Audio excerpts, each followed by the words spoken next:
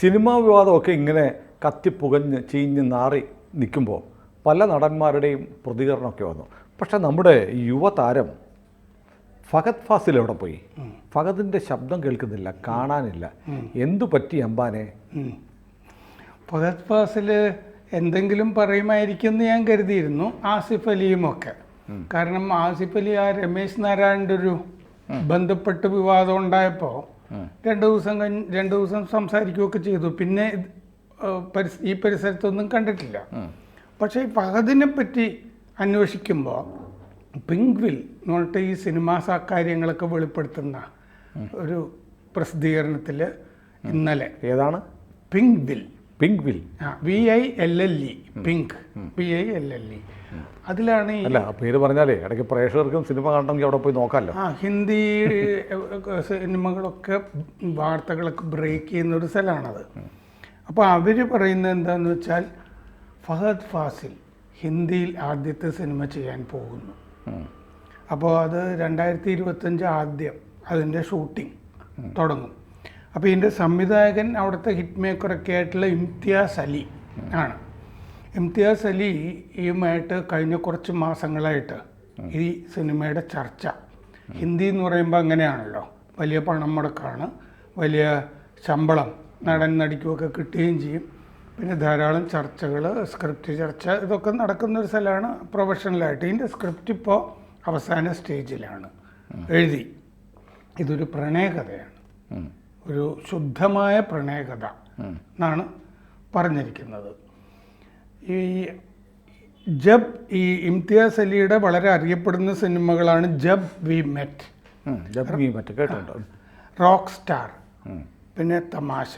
ഏറ്റവും അവസാനം നന്നായിട്ട് പോയ പടമാണ് അമർ സിംഗ് ചംകില എന്ന് പറഞ്ഞിട്ട്. അതിൽ ദിൽജിത് ദോസാഞ്ച്, പരിണീതി ചോപ്ര അവരായിരുന്നു അതിൻ്റെ അകത്ത് ചെയ്തുകൊണ്ടിരുന്നത്. ഇപ്പോൾ 2025 ആദ്യം ഇത് തുടങ്ങിയിട്ട് ആ വർഷം തന്നെ റിലീസ് ചെയ്യുന്ന വിധത്തിലാണ് ഇതിൻ്റെ കാര്യങ്ങൾ പോകുന്നത്. ഇപ്പം മ്യൂസിക് പ്രീ പ്രൊഡക്ഷൻ കാര്യങ്ങളൊക്കെയാണ് ചെയ്തുകൊണ്ടിരിക്കുന്നത്. ഇതിന് മുമ്പൊരു ഇൻ്റർവ്യൂവിൽ ഫഹദ് പറഞ്ഞിരുന്നത് എന്താണെന്ന് വെച്ചാൽ, മുമ്പ് അവിടുത്തെ പ്രധാനപ്പെട്ട സംവിധായകൻ വിശാൽ ഭരദ്വാജ് ഒരു 5-6 വർഷം മുമ്പ് ഒരു സിനിമയിൽ നായകനായിട്ട് വിളിച്ചിരുന്നു. അപ്പോൾ താല്പര്യമാണെന്ന് പറഞ്ഞിരുന്നു, സ്ക്രിപ്റ്റ് വായിക്കാനൊക്കെ കൊടുത്തിരുന്നു.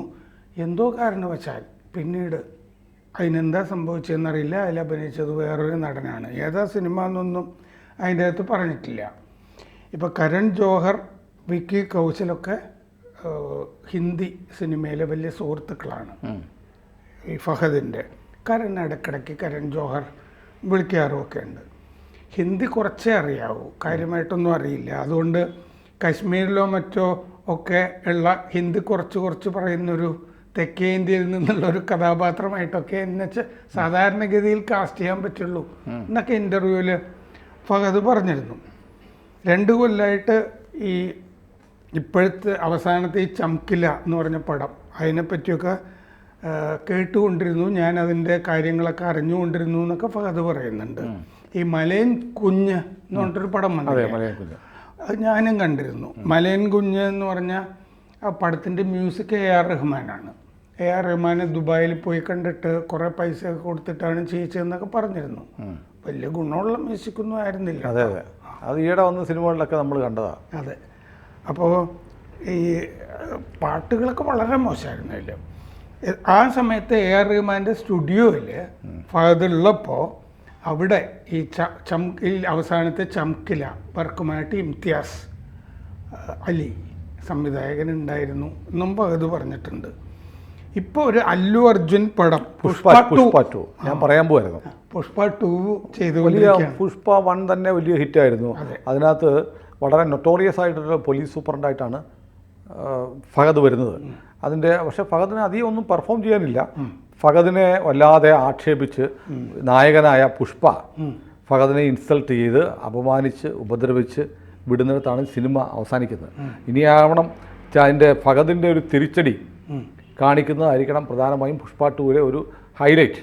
ഫഹദിൻ്റെ ഒരു നടന വിലാസം ഉണ്ടല്ലോ, ആടിത്തിമിർക്കുന്ന ഒരു സിനിമയായിരിക്കണം പുഷ്പ 2. അപ്പോൾ എന്തൊക്കെ പറഞ്ഞാലും വില്ലനാണ്, അതുകൊണ്ട് അവസാനം അല്ലു അർജുൻ തന്നെ ജയിക്കത്തുള്ളൂ. അതിലൊരു നല്ലൊരു എൻ്റർടൈനർ ആയിരിക്കും പുഷ്പ 2. എല്ലാവരും അത് ഓൾമോസ്റ്റ് കഴിഞ്ഞു തോന്നുന്നു പടം, റിലീസിങ് ഡേറ്റിന് വേണ്ടി കാത്തിരിക്കുകയാണ്.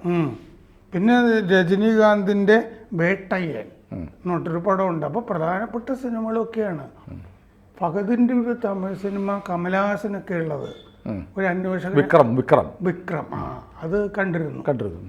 അത് കണ്ടു, ആവേശവും കണ്ടു. ആദ്യത്തെ സിനിമ ഞാൻ കണ്ടിരുന്നു 2002 കയ്യെത്തും ദൂരത്ത്, തല്ലിപ്പുളി സിനിമയായിരുന്നു. ഞാൻ കണ്ടിട്ടില്ല. അത് കഴിഞ്ഞ് അതിൽ ഇപ്പോഴത്തെ ഫഹദേ അല്ല കേട്ടോ, വളരെ ഡിഫറെൻ്റ്. ഒരു ചോക്ലേറ്റ് പയ്യനായിട്ട് മീശയൊക്കെ, പൊടി മീശയൊക്കെ ഉള്ള ഒരു കഥാപാത്രം, ഒരു കൊള്ളില്ലാത്തൊരു പ്രണയകഥ. അത് കഴിഞ്ഞ് അപ്പോൾ പൊളിഞ്ഞതുകൊണ്ട് ഇനി ഈ ഫീൽഡ് പറ്റില്ല എന്ന് പറഞ്ഞിട്ട് 7 കൊല്ലം ഉണ്ടായിരുന്നില്ല. അമേരിക്കയിൽ പോയി അഭിനയം പഠിക്കാൻ പോയി. അഭിനയം പഠിക്കാൻ ആദ്യം ഫിലോസഫി പഠിക്കാനാണ് പോയത്. അത് കഴിഞ്ഞാണ് എൻ്റെ പോയി അഭിനയം പഠിച്ചു എന്നൊരു കഥയുണ്ട്. പക്ഷെ ഞാനൊരു രസകരമായൊരു സിനിമ കണ്ടിട്ടുണ്ട്. ഫഹദിൻ്റെ എനിക്ക് ഇഷ്ടപ്പെടുന്ന ഒരുപാട് സിനിമകളുണ്ട്. അതിലൊന്ന് ഈ അമലാപോളുമായിട്ടുള്ള സിനിമ, അതായത് ഒരു ലോക്കൽ രാഷ്ട്രീയ നേതാവായിട്ട് അത് അതിൻ്റെ പേര് ഇന്ത്യൻ പ്രണയം, ഒരു ഇന്ത്യൻ പ്രണയം, നല്ല രസകരമായ സിനിമയായിരുന്നു. ഫഹദ് നന്നായി ഫഹദ് ചെയ്ത എല്ലാ സിനിമകളും നന്നായി ചെയ്തിട്ടുണ്ട്. പക്ഷേ അതിനകത്ത് വേറിട്ടൊരു ശൈലിയിലുള്ളൊരു സിനിമയായിരുന്നു. അമലാപോളും നന്നായിട്ട്. നമ്മൾ ഈ സാധാരണ കാണുന്ന ചില മേഖലകളിലെ കേരളത്തിലെ ഒരു ലോക്കൽ രാഷ്ട്രീയ നേതാവിനെ പോലെയൊക്കെ ഉണ്ടായിരുന്നു. അതെ, നമുക്ക് പരിചയമുള്ള ഒരാൾ. ഏതായാലും ഫഹദ് സാധാരണഗതിയിൽ ഈ ഉള്ളിൽ കുറെ കള്ളത്തരം ഉണ്ടായിട്ടെ വേറെ ആളായിട്ട് അഭിനയിക്കുന്ന തരത്തിലുള്ള സിനിമകൾ, അങ്ങനത്തെ കഥാപാത്രങ്ങൾ നന്നായിട്ട് ചേരും.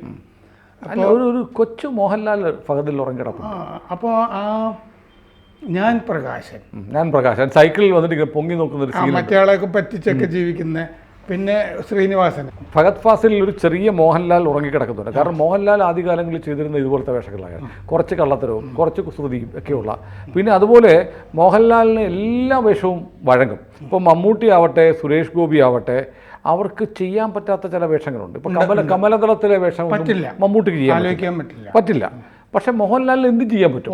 അദ്ദേഹം ബാബ കല്യാണിയാവും, കമലദളത്തിലും അഭിനയിക്കും, ദേവാസുരത്തിലെ വേഷവും ചെയ്യും, ബാലേട്ടനും ചെയ്യും, എല്ലാം ചെയ്യാൻ പറ്റും. അപ്പോൾ എല്ലാ വേഷങ്ങളും ചെയ്യാൻ പറ്റുന്ന ലാലിൻ്റെ റേഞ്ചാണ് ശരിക്കും ഫഹദ് ഫാസിലിനുള്ളത്, അല്ലേ? മുമ്പ് ജയസൂര്യ കണ്ടപ്പോൾ എനിക്കിങ്ങനെ തോന്നിയിരിക്കുന്നു, മലയാളത്തിലെ ഒരു സുധി വാൽമീക, രസകരമായ സിനിമയായിരുന്നു. അപ്പോൾ എനിക്ക് തോന്നി ഇത് മലയാളത്തിൽ വളർന്നു വരുന്ന നാളത്തെ ഒരു കമലഹാസനാണ് ജയസൂര്യ എന്ന് തോന്നി. അപ്പോൾ ജയസൂര്യ നിർഭാഗ്യവശാൽ ജയസൂര്യ ഒരു ട്രാപ്പിൽ, അല്ലെങ്കിൽ ട്രാപ്പെന്ന് പറയാമോ, ട്രാപ്പിൽ പെട്ടു എന്ന് വിശ്വസിക്കാനാണ് എനിക്കിഷ്ടം. കാരണം നമുക്ക് ഇഷ്ടമുള്ള നടനാണ്. പിന്നെ അത്ര വലിയ കുഴപ്പക്കാരനൊന്നുമാണ് ജയസൂര്യ കേട്ടിട്ടില്ല. കുഴപ്പക്കാരനൊന്നുമല്ല. പിന്നെ എന്താണ് സംഭവിച്ചതെന്ന് അന്വേഷണത്തിലൂടെ തെളിയിട്ടൊക്കെ അന്വേഷിച്ചോട്ടെ അവർ. ഈ ഫഹദിൻ്റെ പിന്നെ ഈ കള്ളത്തരമുള്ളവരാണ് തൊണ്ടി മുതൽ ദൃക്സാക്ഷി എന്ന് പറഞ്ഞ നല്ല സിനിമയായിരുന്നു. ഗംഭീര സിനിമയായിരുന്നു. ഏതായാലും മലയാളത്തിന് വലിയ വാഗ്ദാനമാണ്, മലയാളത്തിന് അഭിമാനമാണ്. മലയാള സിനിമയ്ക്ക് നാളത്തെ മേൽവിലാസം കൂടിയാണ് ഫഹദ് ഫാസിൽ. പക്ഷേ ഫഹദ് ഇപ്പോൾ കേരളത്തിലുണ്ടായാലും ഫഹദ് ഈ വിഷയങ്ങളിലൊന്നും പറയുമെന്ന് ഞാൻ കരുതുന്നില്ല. മിണ്ടാതിരിക്കത്തേ ഉള്ളൂ. അതിനാണ് സാധ്യത. ഒരു നയതന്ത്ര സമീപനവും അതാണ് ആവശ്യപ്പെടുന്നതെന്നൊക്കെ പറയാം. പക്ഷെ കഴിഞ്ഞ ദിവസം ഞാൻ ഫാസിലിൻ്റെ ഒരു വീഡിയോ ഉണ്ട്. അതായത് ഫാസിൽ സുരേഷ് ഗോപിയോട് പറയാണ്, സുരേഷേ, മണിച്ചിത്രത്താഴ് എന്നുള്ളത് എൻ്റെ സിനിമയില്ലേ, അതിൽ മോഹൻലാലിൻ്റെയും ശോഭനയുടെ അഭിനയം, അതിനിടയ്ക്ക് നിങ്ങളുടെ സൈലൻ്റ് ആയിട്ടുള്ള ചില റിയാക്ഷൻസ് ഉണ്ടല്ലോ, ആ റിയാക്ഷൻസാണ് ഈ 2 കഥാപാത്രങ്ങളെയും ജ്വലിപ്പിച്ചത്. അപ്പോൾ നിങ്ങളുടെ കോൺട്രിബ്യൂഷൻ ഇല്ലെങ്കിൽ ആ സിനിമയൊന്നുമല്ല.